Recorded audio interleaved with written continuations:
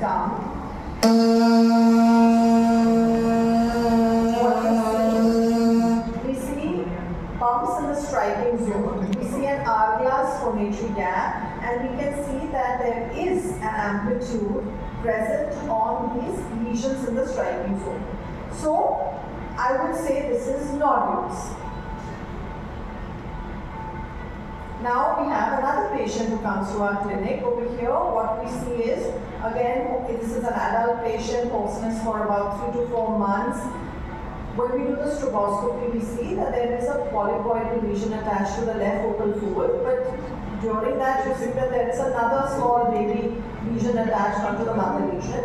At the same time, there are a little bit of varices or contact lesion on the right vocal fold, but as such, the amplitude of the right vocal fold is good. Now there is a line which you can see on the right vocal fold. I'll pause it, and you may be tempted to think, okay, is this a sulcus? I'm just pausing it here. This is the line I'm referring to.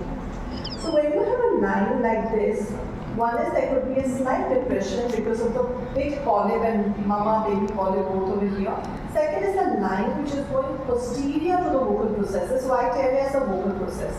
This basically suggests that there is a pseudosulcus. That means the infraglottic epithelium or area is a little edematous, maybe because of reflux, and that's what's causing a pseudosulcus. So not to confuse with a sulcus. Here's another patient. I would expect now that you all will give me a diagnosis of this patient who has hoarseness since about 6 months. Housewife. Has been given steroids. The first thing people seem to do is give steroids. A lot of my references come with having given, as you see, there's cyst. Left vocal fold pretty large.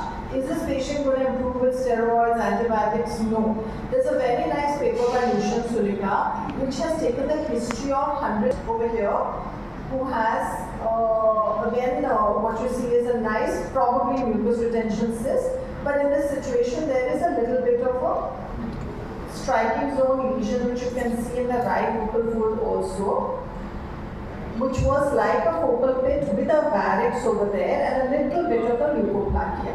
So when we know about the family, Dr. Manchis, there was a the cyst was in her case coming from the focal pit, there was a mucosal bridge. So if you see a cyst, it's always a good idea to discuss with the patient. She's a boy since almost 2 years and has been diagnosed with nodules and was given therapy for a long time. Whatever therapy a child of that age can understand, but there is no improvement, not taking part in elocutions, etc. What do you feel about the amplitude of the mucosal waves in this particular patient? Do you agree that there is a bilateral striking zone lesion? Do you think the amplitude of the mucosal waves is reasonable or very low? How many feel the amplitude is very low in the striking zone with a show of hands? So that means, okay, alright, okay. So there is very low amplitude of the mucosal wave which goes more in favor of cyst. This is also something we discussed yesterday, I think. So this child has got bilateral cysts and not nodules. So there will be no, yes, we can operate on both the cysts in the same sitting and they take longer.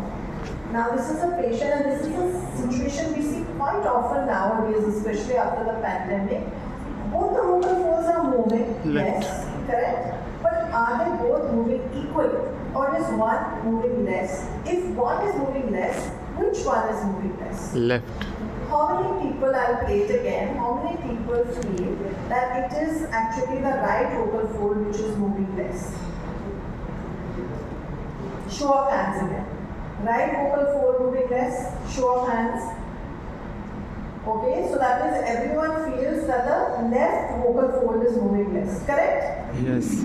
Which is absolutely correct. And what are the signs which we saw?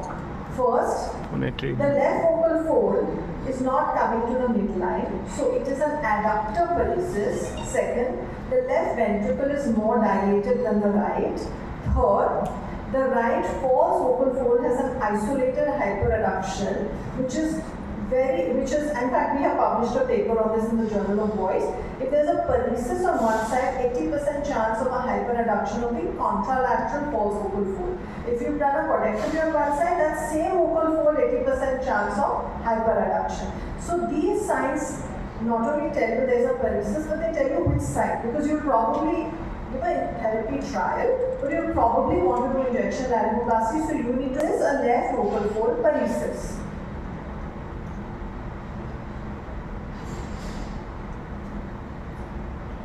So what are we seeing over here? So this patient was referred to me saying that polyp surgery has been done and now there's a recurrence and we are sending to you for surgery again.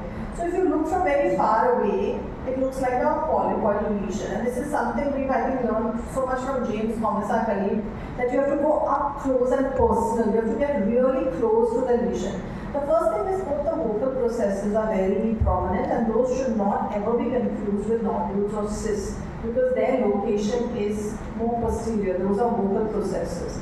But here is somewhere where narrowband imaging can really help you, because if you get close to the lesion and you use the narrowband imaging, you will see that the vascular pattern on the lesion is not at all what you get in polyps.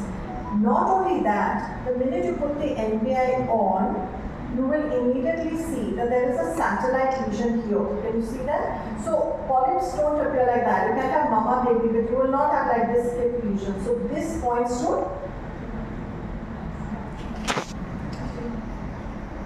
malignancy or something else. This is papilloma.